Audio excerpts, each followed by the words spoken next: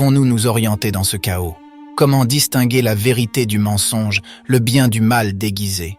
La réponse nous vient de Jésus lui-même, avec des paroles qui résonnent comme un phare dans la tempête. Vous êtes dans le monde, mais vous n'êtes pas du monde. Que signifie cela pour nous, aujourd'hui en 2025?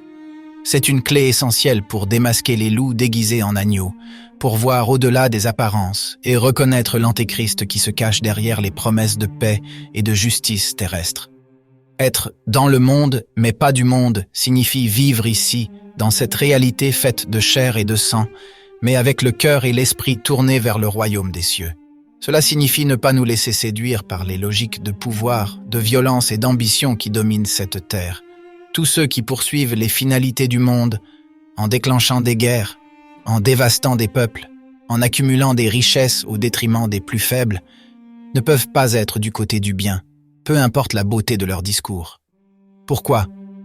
Parce que cette vie, Jésus nous l'enseigne, n'est pas la finalité ultime. Nous la vivons en vue de la suivante, de notre véritable vie éternelle.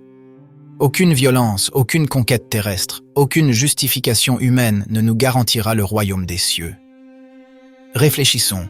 Lorsque les puissants nous disent que la paix viendra par les armes, que la justice exige le sang, ils parlent le langage du monde, pas celui de Dieu.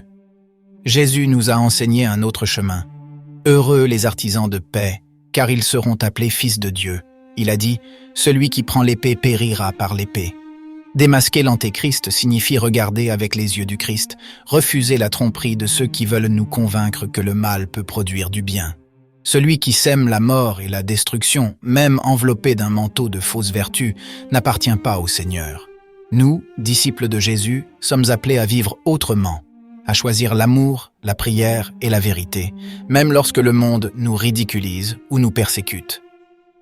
Ce n'est pas un hasard si chaque pape, de Pie XII à François, a entretenu un lien particulier avec Fatima.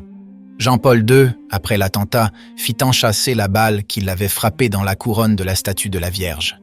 Benoît XVI, comme nous l'avons vu, parla d'une mission prophétique non accomplie. Et François, par sa consécration en 2022, a voulu renouveler ce geste de confiance comme s'il sentait l'urgence d'un danger imminent.